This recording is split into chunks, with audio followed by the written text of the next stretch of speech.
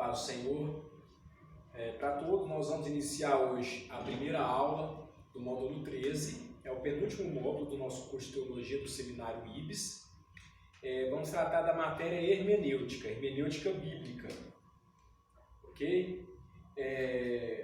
Hermenêutica bíblica é a arte e métodos de interpretar as Escrituras. É nada além do que interpretação mesmo, porque nós lemos o texto bíblico, nós nos deparamos com as histórias bíblicas, mas precisamos interpretá-las para entender o seu significado, o que de fato aquele texto requer de nós, ou o que Cristo, o que Deus quis apresentar para nós, o que requer de nós na aplicação do texto bíblico. A origem do termo hermenêutica deriva do grego, até anotei aqui, hermenêutica, que o significado é a arte de interpretar livros sagrados e textos antigos. De um modo geral e abrangente, se fala da teoria da interpretação e dos sinais e símbolos e culturas e artes e leis. Okay? Então, sim, hermenêutica é ciência e é arte de interpretação de linguagem. É uma relação que se faz entre autor e leitor. É ciência porque contém regras definidas e organizadas, por isso que é uma ciência. Mas também é arte porque na hora de aplicar as regras, requer do leitor um pouco de bom senso, sensibilidade. Qual que é a questão? Por que precisamos de hermenêutica na Bíblia?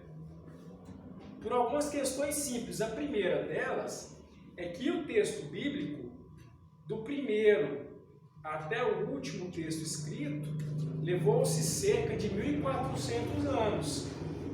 Significa o quê? Significa que dentro da Bíblia existem diferentes culturas se nós levarmos apenas o ponto temporal. Também nós sabemos que houveram entre os escritores cerca de 40 escritores bíblicos. 40 pessoas diferentes escreveram a Bíblia, usadas por Deus, claro. Temos também várias culturas, cultura egípcia, assíria, babilônica, medo-persa, grego, romana. São várias culturas que contém na Bíblia. Então, assim, quando nós olhamos o texto, quem escreveu, ele estava incluído nessa cultura. Então, querendo ou não, ele era influenciado por essa cultura. Temos também citados no texto bíblico reis, sacerdotes, profetas, escravos, governantes, pastor de ovelhas, pescadores, povos nômades, súditos, governadores, isso sem falar nos idiomas, os idiomas da Bíblia. Temos os dois idiomas em que a Bíblia foi escrita, que é o hebraico e o grego, lembrando sempre que no Antigo Testamento nós temos o hebraico e no Novo Testamento nós temos o grego, mas também nós temos o aramaico. Jesus usava diversas vezes o aramaico. Temos também o latim, o alemão, e aí vem para nós o português. Por que eu falo latim, alemão e português? Porque foram as primeiras traduções da Bíblia. Se o original bíblico é o hebraico e o grego, os primeiros textos a serem traduzidos foram traduzidos primeiro para o latim. Nós vamos lembrar aí que na era de domínio da Igreja Católica, a Bíblia ela era apenas em latim. As missas eram feitas em latim. Depois, com a Reforma Protestante, o primeiro idioma a ser traduzido foi o alemão, para só então chegar ao nosso idioma português. E o idioma é fundamental para a interpretação do texto. Por que é importante a arte de interpretar as escrituras sagradas? Porque se nós interpretarmos de maneira errada, nós podemos cair no laço. Satanás, ele interpretou a Bíblia. Na verdade, Satanás, ele conhece a Bíblia, ele conhece os textos bíblicos. E nós sabemos que quando ele se depara, às vezes que cita Satanás, o inimigo das nossas almas, na Bíblia, em diversas vezes ele cita as Escrituras. Quando nós olhamos lá no início, Gênesis 3, quando fala da queda do homem, nós vamos encontrar Satanás querendo interpretar de maneira errada o que Deus havia falado. Deus havia falado para Adão e Eva: que eles poderiam comer de toda a árvore do jardim, qualquer árvore do jardim, exceto a árvore que ficava no meio do jardim do conhecimento do bem e do mal. E aí, quando a serpente vem diante de Eva, ela começa a dizer, mas Deus não falou para você que pode comer de toda a árvore do jardim? Por que você não come daquela? Então, usando de interpretação do que Deus havia dito. Lá em Mateus 4, quando Jesus é tentado, Jesus é levado ao deserto para ser tentado, nós vamos encontrar Satanás usando novamente da interpretação bíblica. Quando ele usa para tentar a Jesus, ele usa textos bíblicos. A Bíblia fala que se você fizer isso, vai dar certo. Ou seja, se você se lançar daqui, os anjos vão te proteger. Por que você não se joga daqui? São textos bíblicos, porém mal interpretados. Por isso precisamos saber interpretar corretamente o texto bíblico. Vou dar um exemplo bem simples, nós teremos alguns exemplos durante as aulas, e na própria apostila nos traz exemplos, mas tem um texto bíblico que diz assim, maldito o homem que confia no homem. Se eu pegar esse texto, essa frase, e querer aplicar ela do jeito que ela está, eu não vou confiar em ninguém na minha vida, nenhuma pessoa. Eu não vou confiar no meu pai, não vou confiar nos meus filhos, não vou confiar na minha esposa, no meu marido, o que é um erro. O texto que, quando nos diz que maldito o homem que confia no homem, tem um contexto a ser analisado. É como se colocasse um limite. Você pode e deve confiar nas pessoas. Nós precisamos disso. O que precisamos é ter um limite nessa confiança. Quando fala em confiar, fala em depositar fé. É você acreditar, depositar confiança, ser dependente emocionalmente, isso é necessário, porém com uma certa limitação. O texto mais ou menos quer dizer isso. E às vezes nós pegamos esse texto e limitamos os relacionamentos, né, de maneira errada. Então vamos lá. Primeiro, a origem da hermenêutica. O primeiro a usar esse termo foi o filósofo Platão, mais ou menos no ano 440 a.C. Ele usa esse termo. O termo ele remete a Hermes, que é um deus grego da comunicação. A ideia de hermenêutica por causa de Hermes era mais ou menos assim, Na cultura grega existiam os deuses gregos e existiam as pessoas. Hermes era aquele que levava a comunicação quando os deuses queriam falar alguma coisa para as pessoas. Então Hermes ouvia dos deuses e trazia para as pessoas. Depois passou a ser utilizado para a interpretação de textos sagrados, o termo hermenêutica. A hermenêutica se faz necessária e é importante devido aos abismos que se interpõem entre o leitor, eu e você, e o texto bíblico. Aí você vai falar assim, quais abismos são esses? Eu vou citar alguns. Primeiro, o abismo histórico. O fato de estarmos largamente separados no tempo dos escritores da Bíblia. Então, vamos lá. A hermenêutica bíblica é necessária por causa dos abismos entre nós que lemos a Bíblia e a própria Bíblia. E dentre esses abismos, temos primeiro o abismo histórico, por causa da diferença histórica mesmo, de quem escreveu a Bíblia, de nós que estamos lendo. Segundo, o abismo cultural, porque a grande diferença que nos separa dos tempos bíblicos, da cultura bíblica. Outro, o abismo linguístico. As línguas em que a Bíblia foi escrita varia da nossa, tanto em estrutura como em expressão idiomática. E a Bíblia, como eu disse, ela foi escrita em hebraico e grego e uma pequena parte em aramaico. Existe também um abismo filosófico, é a lacuna de opiniões acerca da vida, das circunstâncias, da natureza, que variam de acordo com a cultura de quem escreveu. Divisões da hermenêutica. Vou fazer duas distinções aqui, divisões. Temos a hermenêutica geral e a hermenêutica específica. Na geral, nós estudamos princípios e regras de interpretação que se aplicam a todos os gêneros literários. Essa é a hermenêutica geral. Na hermenêutica específica, nós estudamos princípios de interpretação específica a cada um dos tipos literários. Mais ou menos assim, o pecado ele obscureceu o entendimento do homem e exerce influência perniciosa em sua mente, o que torna necessário um esforço especial para nós evitarmos o erro.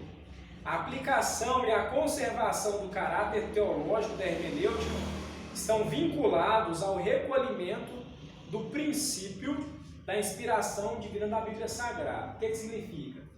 Que antes de tudo, quando eu vou estudar a Bíblia, isso aí já é hermenêutica propriamente dita, eu preciso acreditar que isso aqui é inspiração divina.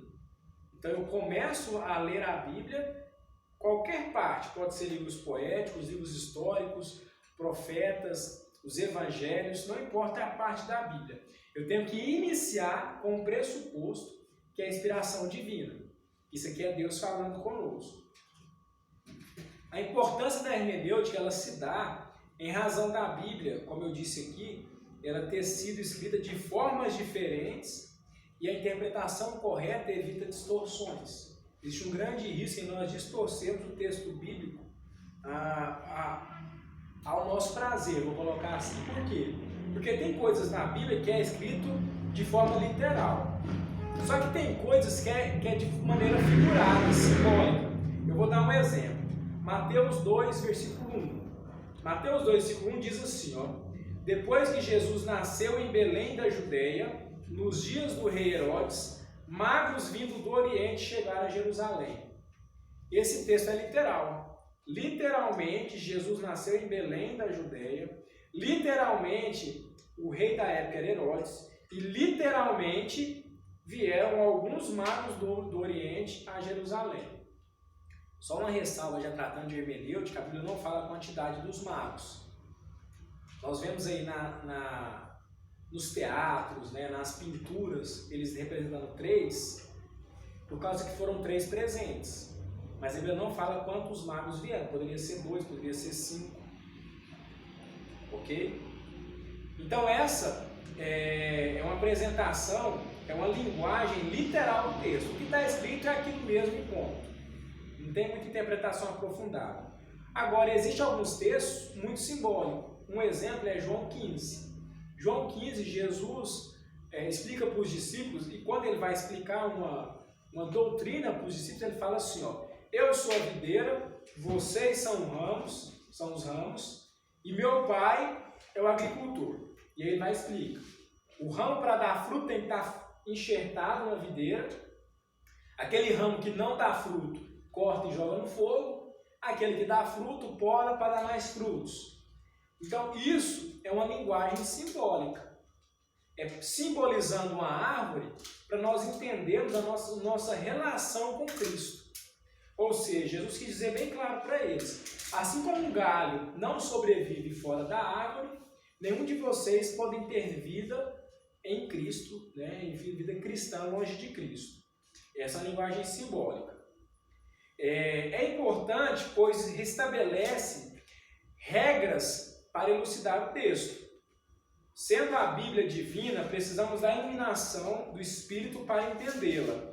Sendo um livro, precisamos de regras para interpretá-la. É simples. Se uma pessoa muito estudada, conhecedor de regras de interpretação, mas não tem discernimento do Espírito, for ler a Bíblia, não vai conseguir entendê-la por completo. Da mesma forma, uma pessoa com discernimento do Espírito não vai conseguir interpretar a Bíblia completamente se não conhecer as regras de interpretação da gramática da hermenêutica. Ou seja, nós precisamos dos dois. Nós precisamos saber conciliar regras de interpretação com iluminação do Espírito Santo para interpretar o texto bíblico. Temos que achar um pouco de cada. A importância da hermenêutica sagrada. Um exemplo claro dessa importância é aquela passagem em Atos que cita o diácono Filipe sendo impelido pelo Espírito Santo até aquela carruagem com o etíope. Vocês lembram dessa história? A Bíblia fala que o Filipe, logo após ser consagrado a diácono, ele foi enviado pelo Espírito Santo até um local, e lá estava passando uma carruagem com o etíope. O etíope estava lendo a Bíblia, né, lendo um texto bíblico, e aí o Espírito Santo fala assim: vai lá e fica perto da carruagem. Quando o Filipe chega perto e vê que ele estava lendo, Filipe pergunta para ele aquela célebre frase: Entendes tu o que lês? O etíope, ele estava lendo, mas ele não estava entendendo o que ele estava lendo. Ele tinha sede, ele tinha desejo de conhecimento, de conhecer a Cristo, a Deus, alguma coisa nesse sentido. Só que ele não tinha capacidade espiritual para interpretar o texto. Ele estava lendo um texto de Isaías. Então, esse episódio em si, ele ilustra a necessidade da interpretação bíblica, destacando alguns pontos fundamentais. Primeiro, a dificuldade natural de compreender o texto sagrado. O eunuco estava lendo, mas ele não conseguia entender o que ele estava lendo. Isso é natural, né? Porque às vezes você, talvez aconteceu com você, já aconteceu comigo. Você lê o texto e aí você fala, não entendi. Não entendi mesmo. Isso é natural. Isso faz parte, nós devemos não entender. Com as regras da hermenêutica, nos facilita a interpretação do texto. As regras nos facilitam a interpretar, além do Espírito Santo, é claro. Segundo ponto fundamental é a possibilidade de compreender o texto sagrado. Filipe, ele interpreta a passagem aplicando a Cristo. Quando o eunuco lê, ele fala de quem que o profeta está falando? Dele mesmo?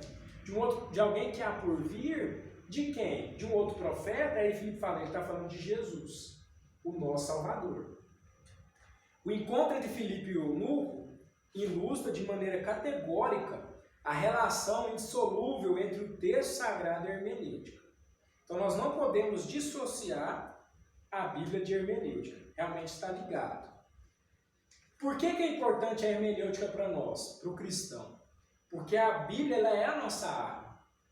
Qualquer batalha que você... Eu falo arma em guerra mesmo, estou falando de guerra. Então qualquer batalha que você for travar, seja no campo emocional, no campo espiritual, no campo físico, no campo social, no trabalho, na igreja, na família, nós podemos usar a Bíblia como nossa arma. Nós vamos encontrar na Bíblia uma resposta, uma solução, um acalanto, uma saída. Então, por isso precisamos saber interpretar.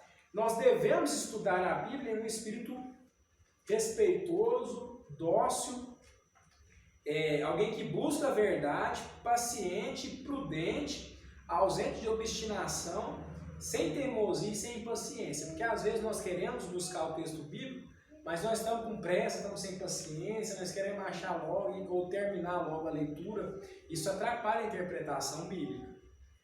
Alguns fatores de estudo correto da Bíblia: observação, interpretação, correlação e aplicação. Eu coloquei a imagem para os alunos para poderem ver a frase de Martinho Lutero que diz assim, Martinho Lutero dizendo, essa frase ela é fundamental para nós.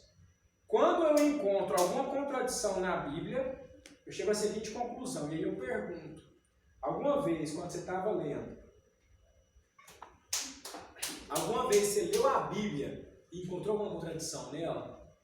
É como se você lê um texto, aí você olha em outro ponto, você fala, mas está contradizendo. Vou dar um exemplo. Tem um texto que diz que ninguém pode ver a Deus e permanecer vivo. Ninguém pode ver a Deus e permanecer vivo. Quando Deus ele está com o povo de Israel no deserto, aquela passagem dos 40 anos, o povo pede para ver Deus, Moisés quer ver Deus, Deus fala, se vocês virem, vocês vão morrer, não tem jeito. Só que em algum outro texto fala assim, fulano disse que viu Deus. Como que fica isso? Como é que alguém pode ver Deus e permanecer vivo se fala que se quem vê Deus vai morrer? Martinho Lutero explica para nós. Ele diz assim, quando eu encontrar alguma contradição, eu chego à seguinte conclusão. Ou é um erro de quem escreveu o texto, ou a tradução foi feita errada do original, ou eu não consegui entender direito. Então, quando eu disse que a Bíblia é uma inspiração divina, que ela não tem contradição e que ela se auto-explica, se você encontrar algum texto duvidoso, você tem que ter isso no seu coração. Ou eu não soube entender direito, eu não estudei direito esse texto, ou ele está traduzido errado do original. Então, uma dica, quando você for estudar a Bíblia, quer estudar algum texto que você quer entender melhor, ou quando você for ministrar a palavra, algum estudo bíblico, use diversas traduções. Eu gosto, a que eu uso no meu dia a dia é a Bíblia King James, ela tem uma tradução específica. Mas quando eu vou estudar alguma ministração, eu já pego a Almeida, que é a Almeida corrigida, a Almeida revisada, você pega a Nova Versão Internacional, você pega a Nova Tradução na Linguagem de Hoje, pega diversas traduções diferentes para você entender melhor o texto. Isso facilita. Eu quero aqui já partir para a conclusão, dizendo algumas disposições necessárias para o estudo proveitoso da Bíblia. Eu quero falar agora um pouco de estudo. Algumas disposições necessárias. Primeiro, espírito respeitoso. A Bíblia é a revelação do Onipotente. É o milagre permanente da graça de Deus. Sem esse espírito, talvez o estudante seja como um insensato que joga lama sobre um monumento artístico que é admirado por todo mundo. Qual o sentimento? O espírito respeitoso. Então, antes de mais nada, quando eu vou ler o texto bíblico que eu estudar, eu preciso possuir um espírito respeitoso, com o que eu estou manejando. Segundo, o espírito dócil. A pessoa obstinada e teimosa que intenta estudar a Bíblia causa prejuízo para si própria. Ela não consegue extrair, se alimentar da Bíblia como deveria. Outro ponto, paciente no estudo. A Bíblia nos fala o tempo todo, examinar as Escrituras. Serve para mostrar o quão é necessário para nós, o quanto as Escrituras necessariamente devem ser ricas em conteúdo e ela é inesgotável como o planeta Terra, em seus minérios e riquezas. Por fim, prudência. Saber iniciar a leitura pelo mais simples e prosseguir para o mais difícil. Isso é uma estratégia boa para quem vai estudar a Bíblia. Às vezes nós queremos começar pelo mais complicado, pelo mais cansativo, isso dificulta. Melhor começar pelo mais simples, para depois ir para o mais difícil. Aí eu sempre indico os evangelhos. Quem quer começar a ler a Bíblia, nunca leu a Bíblia toda, eu sempre indico começar pelos evangelhos. Começa pelo Novo Testamento em si, para depois ir para o Antigo. É claro que existem algumas questões que primeiro precisa conhecer o Antigo Testamento para poder entender o Novo. Mas se a pessoa nunca teve um contato, vai começar agora, eu sempre indico um dos evangelhos para facilitar. Métodos de estudo da Bíblia. Método é a maneira ordenada de fazer alguma coisa. É isso. Existe método para construir uma casa, existe método para viajar, existe método para tudo. Então, método para poder estudar a Bíblia. Tem dois métodos específicos. É o analítico. Tem 8 métodos. Vou começar falando do analítico. O analítico é como se fosse um microscópio. O analítico vem de analisar com calma. É o método utilizado nos estudos pormenores, com anotações de detalhes. Por mais significantes que eles pareçam, quando você faz o estudo analítico, você anota, descreve, para você entender melhor. Os passos para esse método, eles são 4. Observação, interpretação, correlação e aplicação. Observação é o passo que nos leva a extrair o texto, aquilo que realmente é. A interpretação é você buscar o que significa. O que o texto significa de fato? Quem é o autor? Para quem foi escrito? Por que foi escrito? Qual era o contexto que estava inserido? A correlação é como isso se relaciona com o restante do que a Bíblia diz, com o tema central da Bíblia. E por fim, a aplicação é o que significa para mim, o que eu posso aplicar na minha vida, no meu cotidiano. O segundo método é o método sintético, que é como se fosse um telescópio. Telescópio é o método utilizado nos estudos que abordam cada livro como unidade inteira e procura o seu sentido como um todo, de forma global. Nesse caso, determina-se as ênfases principais do livro, ou seja, as palavras repetidas em todo o livro, mesmo em sinônimo, e com isso a palavra-chave. Aí assim desenvolve o tema do livro. Quando você pega um livro de estudo, uma Bíblia de estudo, melhor dizendo, se você pegar no início de cada livro, vai estar lá uma lauda, duas, até três, explicando aquele livro. Aí fala quem que é o autor, que ano foi escrito, para quem foi escrito, por que foi escrito. E às vezes vem a tema central, ok? Esse tema central, o autor, você consegue descobrir o tema central de qualquer livro da Bíblia, usando esse método sintético. É bem simples. É só você pegar e ver quantas vezes uma palavra é repetida no livro, qual que é o principal assunto abordado. Esse é o tema central.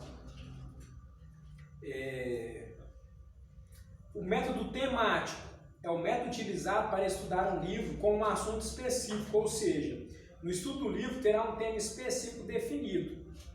O método biográfico, essa espécie de estudo, ela é até mais divertida, porque nela você tenta sondar o caráter das pessoas que o Espírito Santo usou.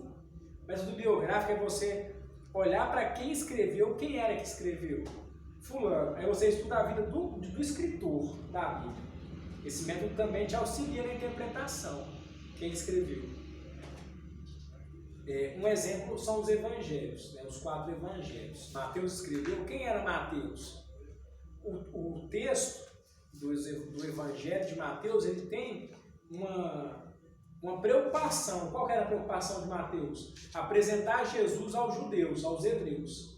Por isso que no Evangelho de Jesus, segundo escreveu Mateus, você encontra várias remissões das profecias do Messias. Toda hora Mateus cita uma profecia que se remete a Jesus e ele fala assim, e este é o Cristo prometido pelo profeta Isaías, falado por Daniel, e vai falando desse jeito no texto.